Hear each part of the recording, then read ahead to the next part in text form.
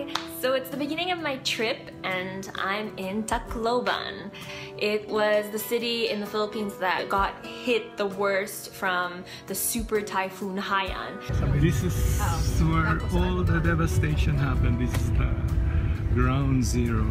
Right now it's the 1-year commemoration for all those we lost to the typhoon and of course those who've survived. Things are better, yes, but there's still a lot of work to be done. This entire place was wiped out when Typhoon Haiyan struck.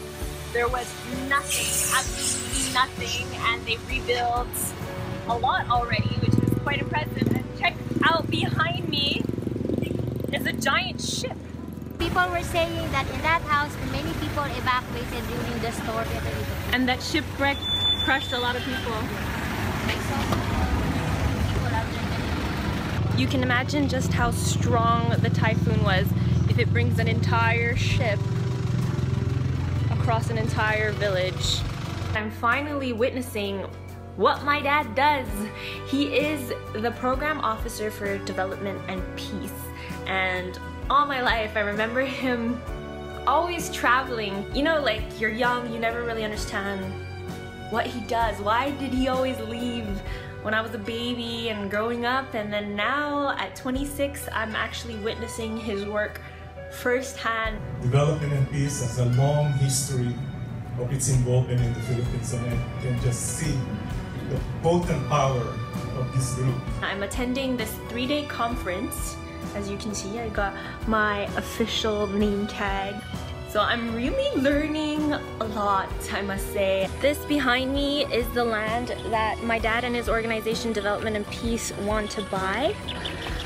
And that way the people that we visited at Barangay 56, you know, living right by and even on the water, will not have to be living in that high-risk zone anymore. You really have to see it and hear these stories to truly believe it. People are still in tents. And so wait, they've been in a tent for a year now? Yes, exactly. Just the drive from the airport to the hotel, it was just really hard to see a bunch of abandoned houses and like debris, and it's been a year and it's still not done yet. This was a resort? Yeah. Oh wow. You know, we don't really hear that much about it on the news anymore, but it's still very real and a lot of work needs to be done. So what Development and Peace and their partners are doing is trying to find the root of the problem, not just, you know, provide temporary help, but more long-term help. I guess the best way to say it is, you know, give a man a fish, feed him for a day, teach him how to fish, and feed him for life. They are also promoting urban gardening. Okay. This is to ensure food security. They should have alternative source of food. So they're planting vegetables through containers. That's what my dad's organization and their partners are trying to do, is really help rebuild not just houses but a community, and getting the community involved and teaching them how to rebuild their city together and finding, you know, long-term solutions. One survivor said they give us food but we don't have the appetite to eat, and they give us blankets but we don't have the peace to sleep. They provide social services and really try to empower people and empower a community so that they can thrive.